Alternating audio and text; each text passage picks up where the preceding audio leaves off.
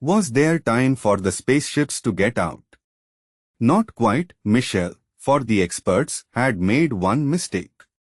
It could be said in their defense that they could not really have anticipated what would happen. They had predicted the tilting of the Earth on its axis, but what they hadn't been able to predict was its oscillation.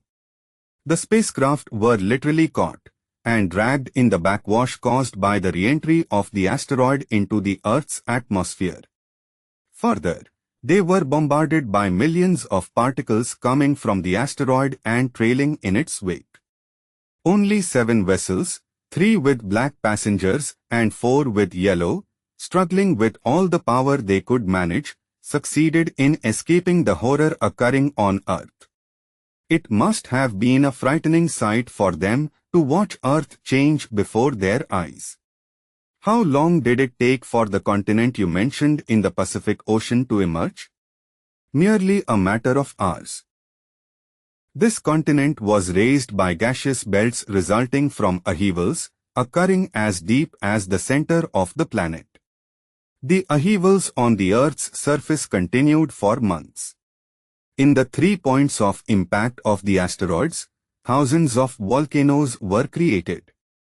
Poisonous gases spread over most of the Australian continent, causing painless death within minutes of millions of blacks.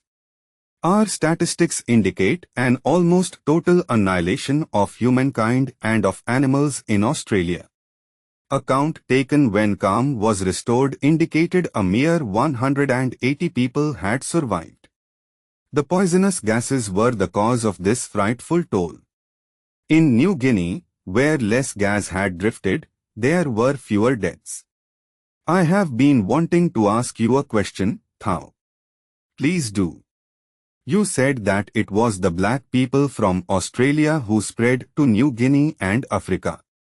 How is it then that now the Aborigines are so different from the blacks throughout the world? Excellent question, Michel. My account should have included more detail. You see, as a result of the catastrophe, there had been such an upheaval that deposits of uranium scattered on the surface of the Earth emitted strong radiation. This happened only in Australia, and those who escaped death were badly affected, just as in an atomic explosion. They were genetically affected, so that today, the genes of Africans are different from those of Aborigines. Further, the environment totally changed, and their diet drastically altered too. With the progress of time, these descendants of Bakartinians were transformed into the Aboriginal race of today. As the upheavals continued, mountains were formed, some suddenly, others within days. Crevasses opened, swallowing entire towns, and then closing, removing all traces of existing civilization.